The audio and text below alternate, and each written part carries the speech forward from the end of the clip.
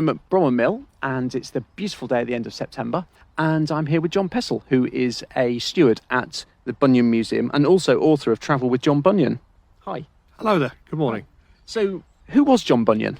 John Bunyan, he is known as the writer of the Pilgrim's Progress, which is a fictional book. It is the way of life of a Christian from this world to the world to come. It was published in 1678, and Bunyan himself was born in 1628, and he died in 1688. Easy to remember, all the eights.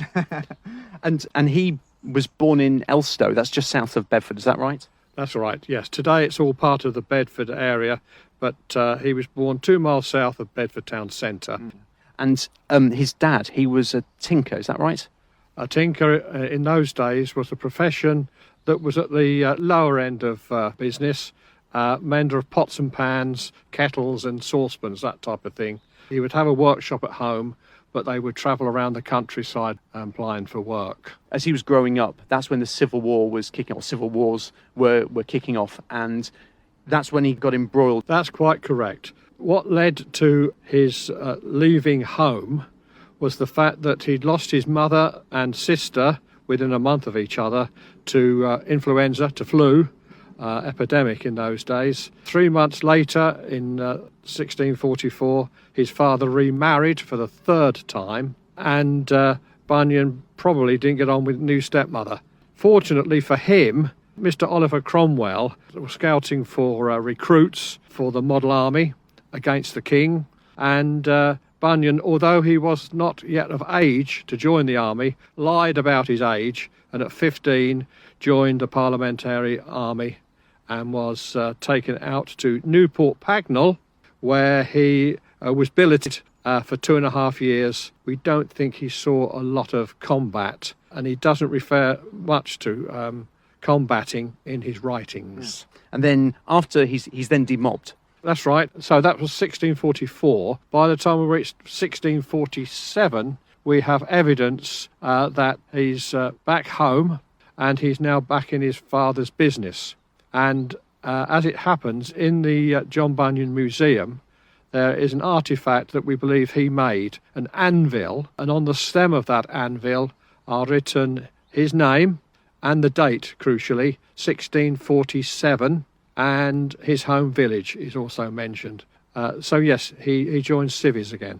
So he'll have gone round perhaps with his father, or he would have gone round acting as a tinker, so walking around this area, collecting pots and pans or mending pots and pans. Yeah, as I say, they had this little workshop in their home in the area called Harrowden today, and they would certainly have travelled the locality of Bedfordshire, and there is evidence from his writings that he knew the area quite well, particularly around the River Ouse. And then I think he got married and had a daughter.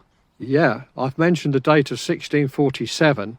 By 1649, things have looked up in that sense, because he has a wife, a Christian lady from a Puritan household. She has a good influence on John.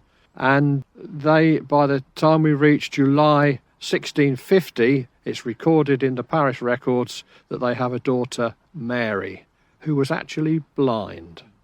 And then something around 1653, he has some sort of spiritual turmoil. Is that right? Because I've already mentioned about his wife. She would sit and read scriptures to John.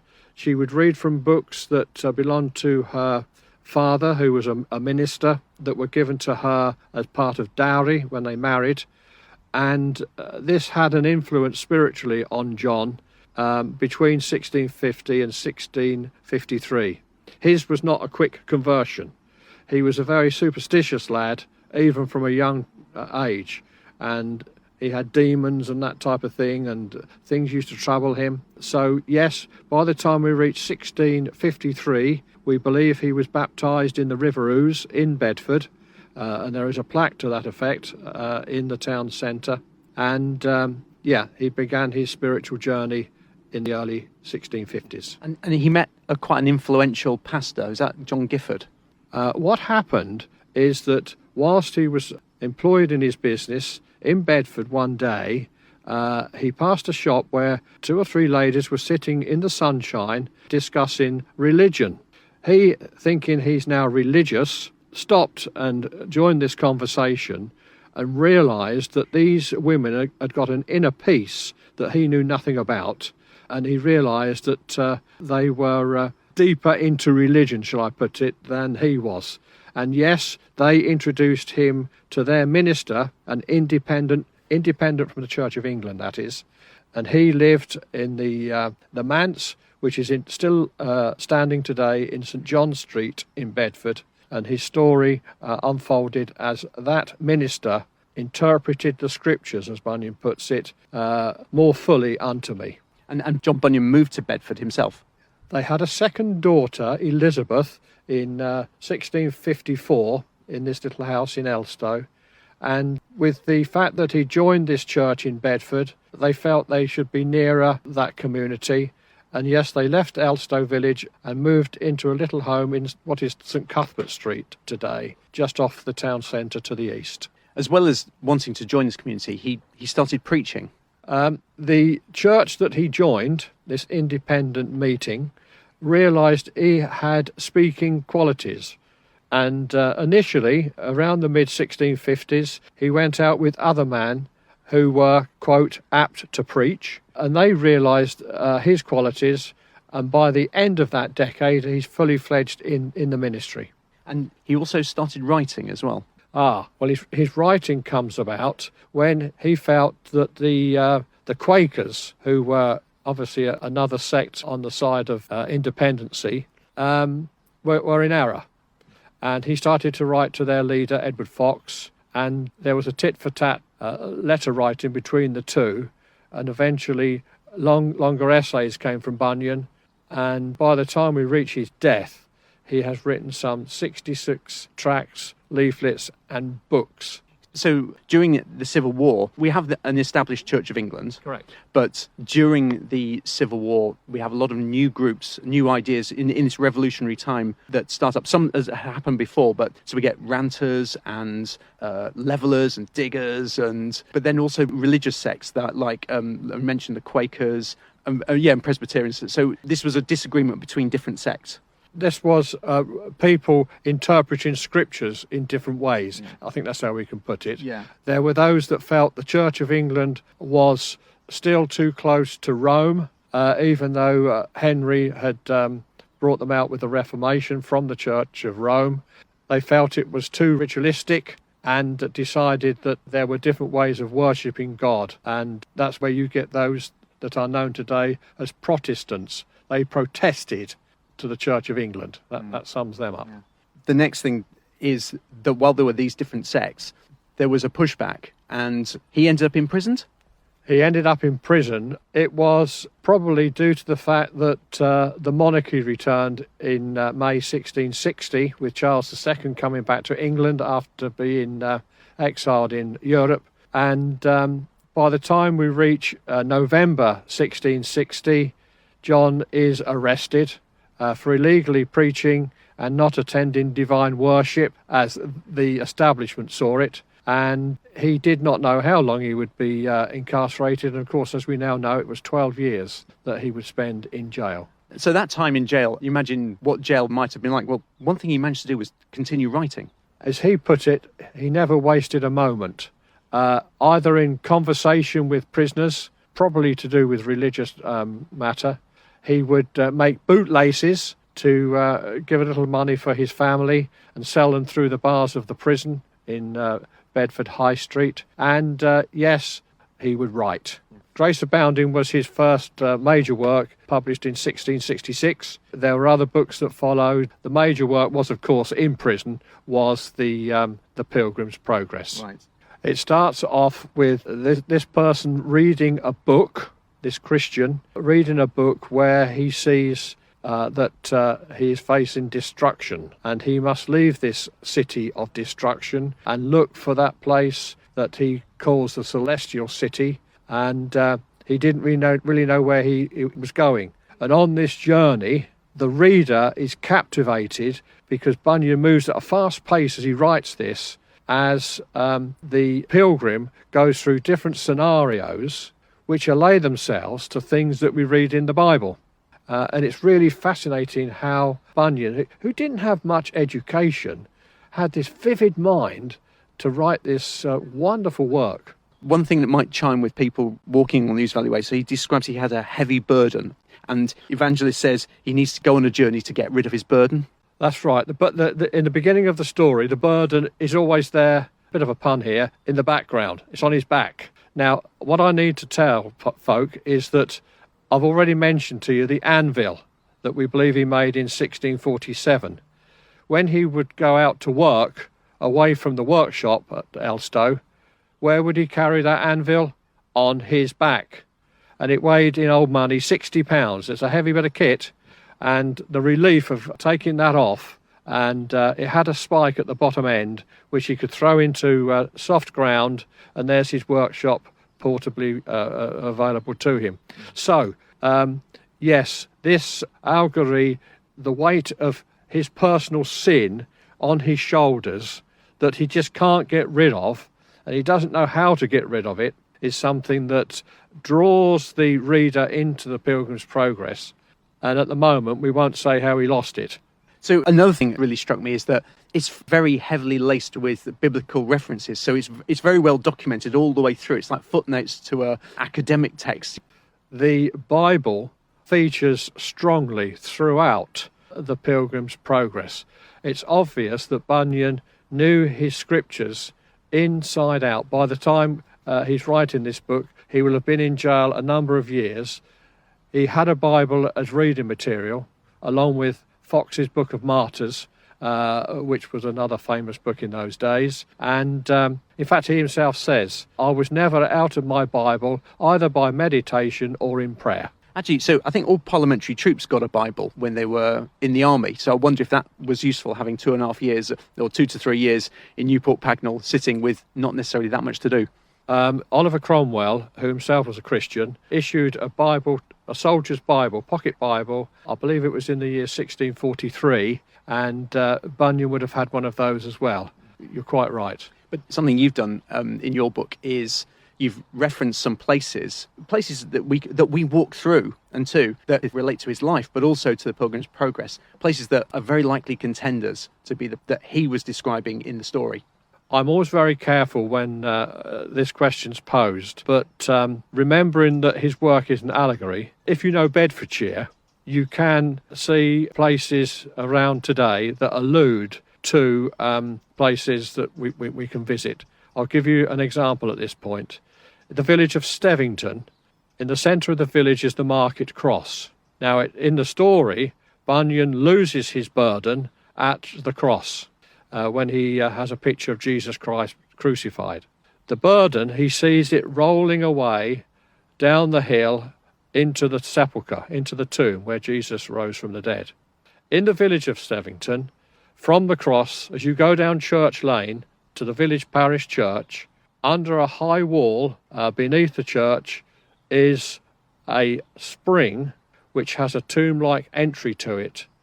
And I strongly believe that may well have been on his mind. That's just one example. That's quite an interesting area. So we'll have come through that way. On the Ouse Valley Way, we've come from Pavenham and gone along this very boggy area, going into Stevington, and then under the church there's this well that never freezes. And people, to this day, people go there and get water. I've seen people, in fact, I've talked to people who only drink water from that well.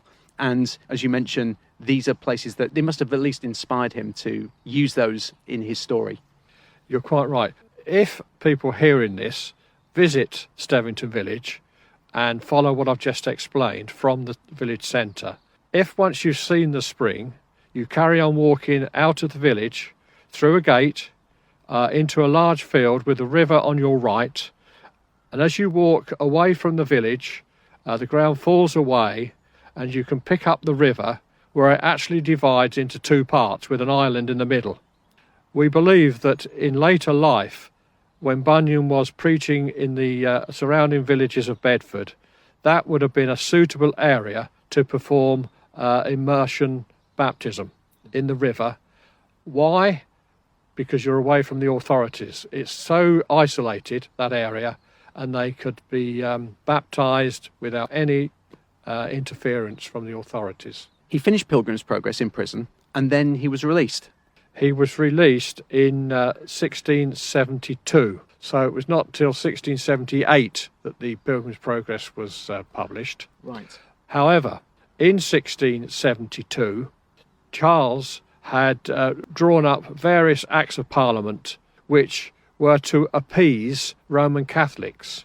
But in so doing, he appeased other independent religions and sects, which included those of Bunyan's following. And in early 1672, he was released, and he was actually given license to preach by the Bishop of Lincoln, in whose diocese Bedford was in those days. Not only that, there was a license to use a barn that his followers had purchased in Mill Lane, Bedford, as the first place of worship that is now Bunyan Meeting today. Ah, right, and you can visit that. That's where the Bunyan Museum is next door to that, and that's where we'd come and see you, perhaps? I might be there one day if you turn up.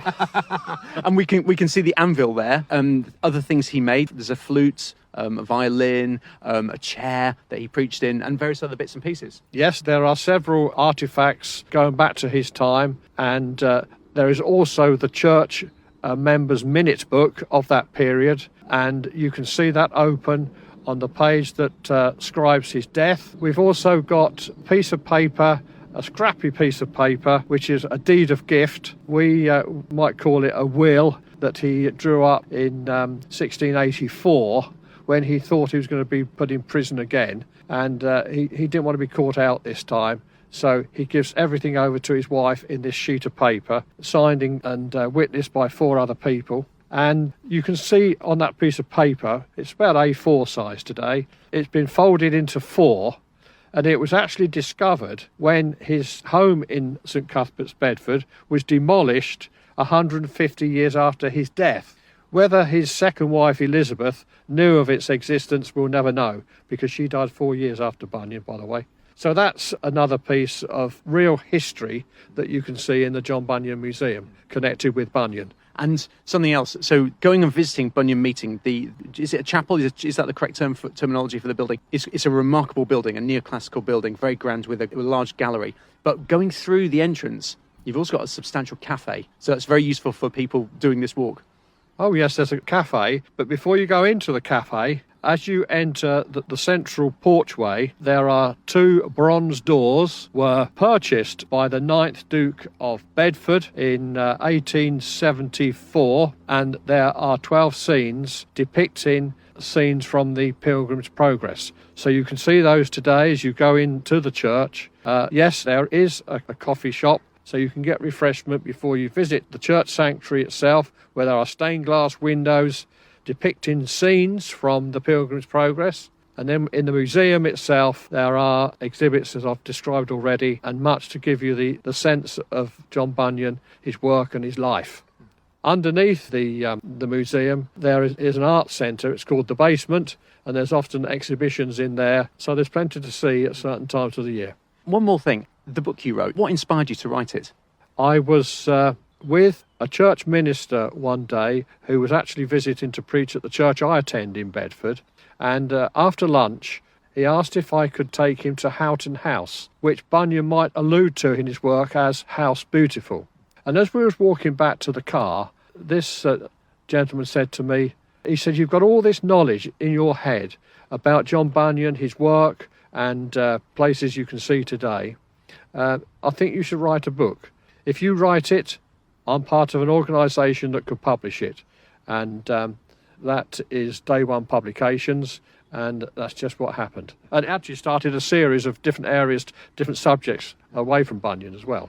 And you also have another connection to John Bunyan. You're referring to the fact that when I was born, my first home was Bunyan's cottage in the north end of Elstow High Street. I can just remember it. I mean, I left when I was about 2.5, only to move across the road, actually, so I still live nearby. Very tight cottage, 2 bedrooms upstairs. I had a brother that was actually born in the house after me, but it was right on the road, and the council decided in the mid-60s that it was a danger to traffic. It was at that time empty anyway, and it was demolished in September 1968 for road widening. We're still waiting for the road to be widened, by the way. Typical. So anybody listening to this will be able to cross Bromham Bridge to walk into Bedford, and we can go to the museum. How do we find out opening times and other details?